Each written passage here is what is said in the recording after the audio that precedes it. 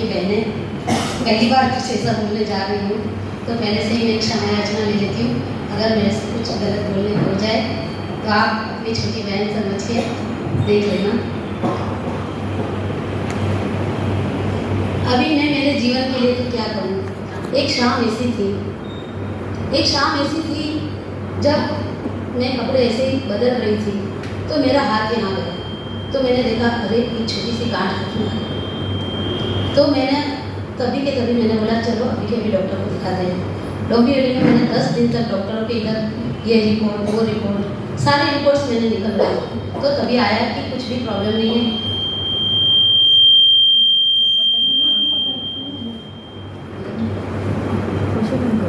तो सारी report negative आई, कुछ प्रॉब्लम नहीं। पर क्या है कि मेरी रियल सिस्टर, सबसे बड़ी दीदी, वो इसी बीमारी की चपेटे में आके बहुत साल पहले एक्सपायर हो गई थी। तो मेरे हस्बैंड को जरा ही विश्वास नहीं था इधर की रिपोर्ट्स पे।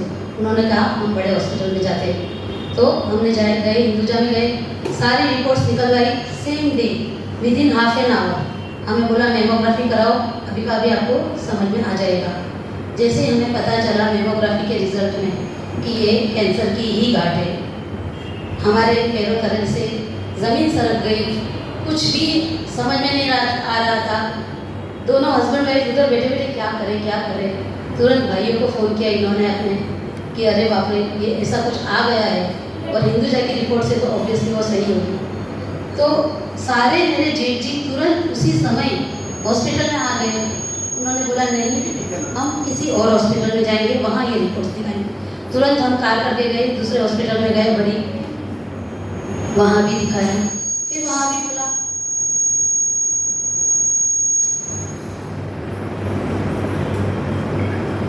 फिर वहाँ बंद गई है। हेलो हाँ ठीक है। फिर वहाँ भी दिखाया हमने, तो बोला नहीं ये कैंसर की गांठ है, आपको ऑपरेट तो करना ही पड़ेगा, और उसके बाद आपको पता चलेगा कैसे कितने केमो लेना है, रेडिएशन लेना है, ये वो।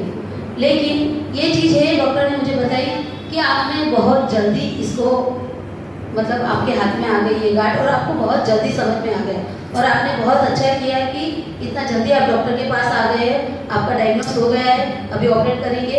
उसके बाद मेरे 4 केमो लगे उस टाइम पे। पर जिस टाइम पे मेरे जेठ जी लोग सब आ गए, उन्होंने सब किया। ऑपरेशन के टाइम पे सारे भाई भाभियाँ बहनें सब आके उधर खड़ी हो गई कि सब ने बोला कुछ टेंशन की बात नहीं है, कोई चीज़ आई है, भगवान परीक्षा ले रहा है, हम परीक्षा देंगे। और पक्का सभी परिवारजनों ने मुझे विश्वास दिलाया कि हम इससे जीत हासिल करेंगे। और वो टाइम था 4 केमो लगे 21 दिन के, बड़े केमो। और सबसे बड़ी बात है कि केमो में सबसे हालत बहुत डाउन हो जाती है, 5 डेज 4 डेज तक तो बहुत ही डाउन होती है। लेकिन एक दिन ऐसा नहीं था, तब तो मेरे भाभी जी बाजू में ही रहते थे, लेकिन एक दिन या मतलब 1 घंटा भी ऐसा नहीं निकलता कि भाभी जी आके देखते अरे तू क्या कर रही है, अरे तूने खाना खाया क्या, अरे तूने सोई ना, नींद आई ना, तू टेंशन मत ले। मैं भाभी जी को बोलती थी अरे भाभी जी मैं टेंशन नहीं ले रही, आप टेंशन मत लो। मुझे उनको बोलना पड़ता था कि भाई साहब को बोलो टेंशन मत लो। मैं पॉजिटिव ही रहती थी स्टार्टिंग से। मैं क्या सोचती थी, मेरा ये पॉजिटिव था कि ठीक है भगवान परीक्षा ले रहा है, लेकिन मेरे पास मेरा परिवार है, मेरा परिवार के पास इतना है कि मेरा इलाज करवा रहे हैं। ये जो पॉजिटिव चीज़ें हैं ना, यही मुझे यहाँ तक लेके आई है। बहुत परिवार का सपोर्ट मिला, और सही बोलूँ तो देव धर्म गुरु की कृपा से ही मेरा ये पार पड़ा। बहुत अच्छे से मैंने सब कुछ किया। मैंने एक मंजू जैन करके एक डॉक्टर है जिनको मैंने ऑनलाइन कांटेक्ट किया। उन्होंने बोला भक्तामर का तुम रोज अभी से स्टार्ट कर दो। तभी वो उद्भूत भूषण जलोदर वो वाला जो पूरा पद्य है श्लोक है वो मैंने कंटिन्यू, उन्होंने जिस तरह से रीत से बताया था कि इस तरह से आप पार्श्वनाथ की मूर्ति सामने रखो और फिर करो। मतलब मैंने सब भगवान का, अपने धर्म का और गुरु में पूरी श्रद्धा रख के मैंने वो सब किया। वो मेरा पूरा पार पड़ा। वो मैडम ने भी मुझे बहुत अच्छे से हेल्प किया। लेकिन ये एक चीज़ होती है कि बहुत जन का मैंने देखा है, मेरी बहनों में भी हुआ, तो कैसा होता है कि लोग ऐसे बहुत डर जाते हैं और जैसा ट्रीटमेंट खत्म हुआ नहीं, ये बाबा को गए, ये पंडित को गए, अरे इस बाबा ने ऐसा बोला है, ये टोटका करना है, अरे वो पंडित ने ऐसा बोला है, वो टोटका करना है, अरे इन्होंने वो देवी ने ऐसा करने को बोला है। तो मैं आपको यही बोलती हूँ, मैंने तो नहीं किया, लेकिन मैं आप सबको ये एडवाइस दूंगी, अपने धर्म में, अपने देव गुरु और धर्म में श्रद्धा रखो और अपने आप में पॉजिटिविटी लाएंगे तो ही हम इसको पार पाड़ेंगे। लेकिन किसी के बोलने से ये करो वो करो, ये यहाँ वो इलाज चल रहा है, वहाँ वो इलाज चल रहा है, इसकी दवाई से ठीक जाओ हो जाओ, आपको लगता है तो जाओ, लेकिन सबसे पहले आप डॉक्टर जो बोल रहा है ना, सच्ची में बोलेंगे तो परिवार का पूरा साथ होता है, लेकिन डॉक्टर हमारे लिए भगवान होता है। सबसे पहले डॉक्टर जो हमारे अंदर पॉजिटिविटी डालता है। एक टाइम था ऐसा कि मैं बहुत थक गई थी, तो मैं डॉक्टर के पास, जब भी मेरा टाइम था जाने का चेकअप के लिए, तो मैंने डॉक्टर को पूछा, डॉक्टर मुझे सच्ची सच्ची बता दो मैं कितना जीने वाली हूँ, जो है वो मुझे बता दो। क्योंकि डॉक्टर हस्बैंड से बात करता था, हस्बैंड मुझे आधी चीज़ें बताते ही नहीं थे कि नहीं तुझे क्या करना है, रहने दे। मैंने बात कर ली डॉक्टर से ऐसा वैसा, तो उस दिन हस्बैंड आए ही नहीं थे, मैं अकेली मेरी फ्रेंड के साथ गई थी। तो मैंने बोला सच्ची सच्ची डॉक्टर आप बताओ मेरे पास कितना टाइम है, मुझे बताओ। जब मेरे को दूसरी बार हुआ था तभी डॉक्टर बोला क्या क्या बोला, किसने बोला तुझे, भगवान जितना चाहेगा उतना तू जिएगी, तू इतना क्यों सोच रही है कि तुझे कितना जीना है, क्या करना है, तू अपने परिवार में ध्यान दे, पॉजिटिविटी रख और बस तू इतना कर, जीते जा, कुछ करना नहीं है, इलाज अच्छे से करना है और पॉजिटिविटी रखना है, बस इतना डॉक्टर ने बोला। तब से मेरे में इतनी अच्छे से पॉजिटिविटी आ गई ना कि मेरे सेकेंड टाइम के कैंसर के बाद 4, 6, 8 महीने के बाद ही मेरे घर में शादी थी। आप मानोगे नहीं, इतना रो के भी मेरे अंदर तो इतना उत्साह था कि घर में शादी है, मैं क्यों छोड़ूँ शादी। उस टाइम के मेरे फोटोज़, मेरा बस थेली था, हाँ उसमें 2 फोटो निकाल कर और जरा सर्कुलेट कर देना, आप देखोगे मैंने इतने अच्छे से शादी एंजॉय की। क्यों? क्योंकि मुझे मज़े भी करना है, मैं क्यों ये टाइम छोड़ूं। घर में तो लिमिटेड शादियाँ होती है, अगर घर की शादी में भी हम एंजॉय नहीं करेंगे तो बेगानी शादी में कौन अब्दुल्ला दीवाना होगा, है कि नहीं। उस शादी में भी मैंने इतना एंजॉय किया। इन फोटोज़ में आपको मैं फर्स्ट फोटो जो देख रहे हैं, जब मेरा पहली बार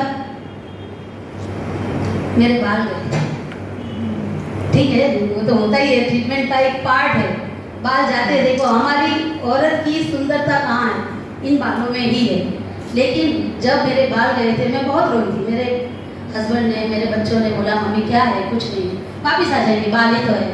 लेकिन ये एक आपको मतलब आईने में खुद को देखना बिना बाल के, ये बहुत ही डरावनी और बहुत ही मुश्किल चीज़ है, सच्ची में बोलेंगे तो बहुत मुश्किल है। लेकिन मेरा भाई उसको पता चला कि हाँ जिसके बाल गए, उसने तुरंत दूसरे दिन गया सैलून में, पूरा हेयर कट करवाया और उसने किसी को बोला नहीं, पूछा नहीं, बताया नहीं। उसके घर पे मतलब मेरे पापा, बड़े पापा सब ने उसको इतना डांटा कि क्या बात है। उन्होंने क्या बोला, मैं मेरी बहन को सपोर्ट कर रहा हूँ, मैं मेरी बहन को सपोर्ट कर रहा हूँ, मैं कुछ नहीं कर सकता हूँ, वहाँ उसका हस्बैंड उसको हेल्प कर रहा है, उसकी पूरी केयर कर रहा है, लेकिन मैं मॉरली तो उसको सपोर्ट कर सकता हूँ। तो ये एक चीज़ है कि कोई कहाँ से सपोर्ट कर रहा है, कोई कहाँ से सपोर्ट कर रहा है। परिवार पास में है तो वो परिवार पास में साथ में रह के परवाह करके इतनी सपोर्ट कर रहा है, कोई दूर है तो वो वहाँ से सपोर्ट कर रहा है। और ऐसा नहीं कि सिर्फ परिवार या भाई बहन, किंतु मेरे दोस्त, मैं दोस्तों के लिए भी इतना बोलूँगी ना, आज मेरे स्कूल के टाइम के दोस्त और आज यहाँ की किटी के दोस्त, मतलब अनलिमिटेड सबका सपोर्ट रहता है। और वो स्कूल का जो दोस्त, स्कूल की जो फ्रेंड्स है, तो कॉलेज की जो फ्रेंड्स है, वो आज भी फोन करती है, नहीं यार तू तो एकदम मतलब तूने कर दिखाया। मैं बोली यार देखो भगवान तकलीफ देता है तो भगवान साथ में हिम्मत भी देता ही है। तो वो चीज़ है। एक टाइम था, फर्स्ट टाइम मैंने किटी ये बीमारी के बाद ज्वाइन की थी। मेरी फ्रेंड्स है, अलका मैं तेरे को हक कर सकती हूँ क्या, गले मिल सकती हूँ क्या।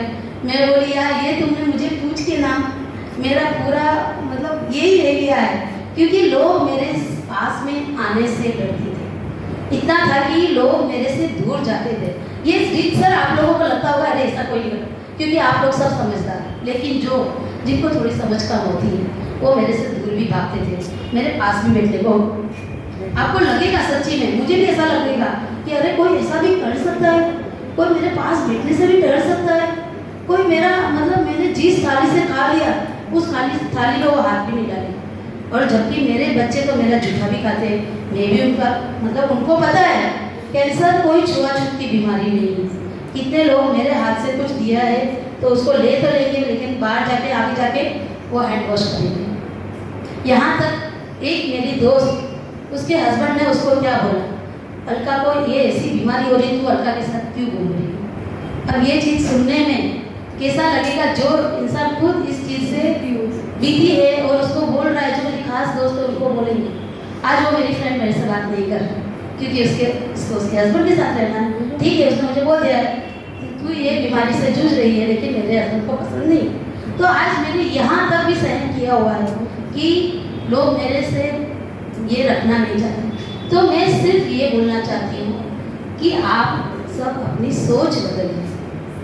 ये जरूरी है, सिर्फ ये नहीं है कि आपको टाइम टू टाइम ट्रीटमेंट करवाना ये हो, लेकिन आपका जो रवैया है दूसरे की तरफ, जो मैं फील कर रही हूँ। कितनी बार एक आंटी जी जो एकदम मेरे को पहचानते जानते, लेकिन मैं जैसे ही 1 साल बाद बीमारी के बाद निकली, उन्होंने मुझे देखा, उन्होंने ऐसे इग्नोर करके वो निकल गए। उस दिन मैं इतना रोई, मुझे ऐसा लगा कि क्यों इन्होंने मुझे इग्नोर किया। वो आंटी जी मुझे जानते करते सब पहचानते, क्यों सिर्फ मुझे ये बीमारी लग गई इसके लिए।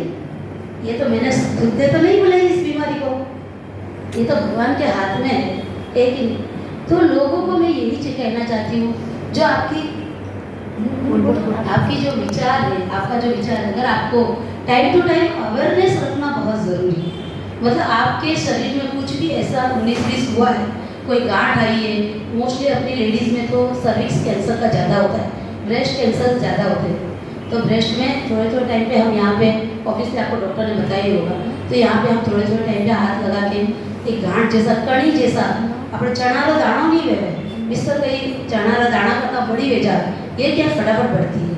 और अपने पीरियड्स में जो थोड़ा कभी कुछ आता है, कभी कुछ आता है, कभी वाइट भी हो जाता है अपना ब्लड, कभी रेड की जगह एकदम ब्लैक भी आ जाता है। और मैं अभी आपको बोलूँगी तो मेरे मतलब पीरियड्स के उसमें मेरे को पोटी जैसा दिखता था, येलो नहीं, वो मुझे इतना मतलब अजीब ही हो गया था। ठीक है, ये तो मेरा तो ट्रीटमेंट चल रहा था, इसके लिए सब मेरे में तो होना सब जायज़ था। तो मैं आप लोगों को यही अवेयरनेस बता रही हूँ कि यही आप लोग ध्यान रखिए, छोटी छोटी चीज़ें, कि आपको शरीर में कुछ भी ऐसा अननोन दिख गया है तो आप तुरंत डॉक्टर को कंसल्ट कीजिए। डॉक्टर क्या बोल रहा है वो कीजिए। और डॉक्टर 10 रिपोर्ट्स निकालने को बोल रहा है, ईयरली ब्लड रिपोर्ट निकालने को बोल रहा है, तो हम क्या सोचते हैं, आज हमने रिपोर्ट निकाली, दिन तक रिपोर्ट आ गई, अरे इसमें तो कुछ, अरे यार अतरो खर्चो हो गयो और कहीं आई हुई नहीं रिपोर्ट। अरे इसके लिए आपको उदास नहीं होना है, आपको ऐसा बोलना है, अरे वाह मेरी रिपोर्ट्स में कुछ नहीं आया।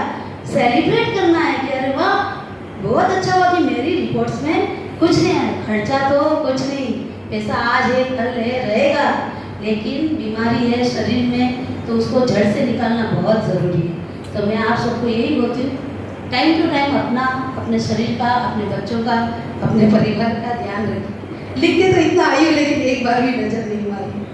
और हमारे दिमाग में कैसा रहता है, कैंसर इज इक्वल टू मौत, मतलब इसको कैंसर हुआ बस ये थोड़े दिन में जाने वाली है, और हम ऐसा दिन हम गिन रहे हैं। अरे जो कैंसर से लड़ रहा है वो नहीं गिन रहा है, आप लोग क्यों गिन रहे हो।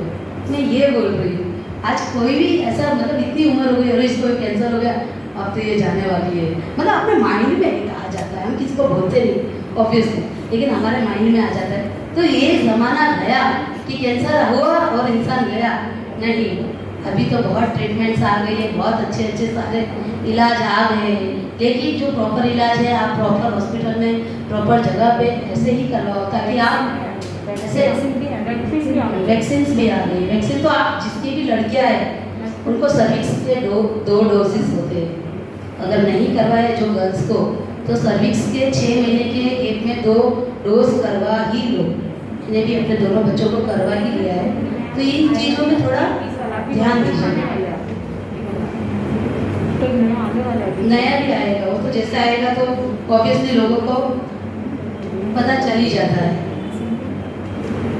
और जो बुआसा के लिए बोल रहे थे, ये तो हमारे बुआसा ही होते हैं। एक्चुअली बोलूँ तो बुआसा और मेरी एक कजिन दीदी है कुसुम हिरन, अगर आप लोग तो जानते होंगे, तो उनको भी 2 बार हुआ है। बुआसा को तो इतनी बार, बुआसा को मैं बोलती हूँ बुआसा हमारे 5 ऑपरेशन ले गया। बुआसा क्या बोलते हैं, पागल है, मार तो 10 ले गया, अभी मुझे फर्क पड़े, ठीक है ना, या तो जिंदगी है चलती रहे, आपने तो बच्चा रहा। लेकिन मतलब ये है कि मुझे दुआसा को और मेरी वो दीदी का मनोबल देख के मुझे इतना मतलब मोटिवेशन मिलता है कि मुझे जीने की आस जग जाती है, बच्चों को देख के जीने की आस जग जाती है। तो लेकिन ऐसा यही चीज़ है कि जब भगवान हमें कुछ दे रहा है, परीक्षा दे रहा है, तो हमें उससे हारना नहीं है, उल्टा हमें लड़ना है और हमें मतलब कि सब तरह से सब चीज़ों से देखना है, सब कुछ सहन करना है, लेकिन हमें रोना नहीं है, हमें बस लड़ना है। और कहते हैं ना, ये तो शक्ति का नाम ही नारी है, वो जी लास्ट में गीत गाने के लिए है जिंदगी, गुनगुनाने के लिए है जिंदगी, सर झुका के चले उनसे कहो, सर उठा के जीने के लिए है जिंदगी। हौसला कितना है, किसने कितनी है जान, ये आजमाने के लिए है जिंदगी। आसमां के चांद तारों की तरह झिलमिलाने के लिए है जिंदगी। जो कोई नहीं सह सका उसे सह जाने के लिए है जिंदगी। हारने की क्या बात करते हो, जीत जाने के लिए है जिंदगी, जीत जाने के लिए है जिंदगी।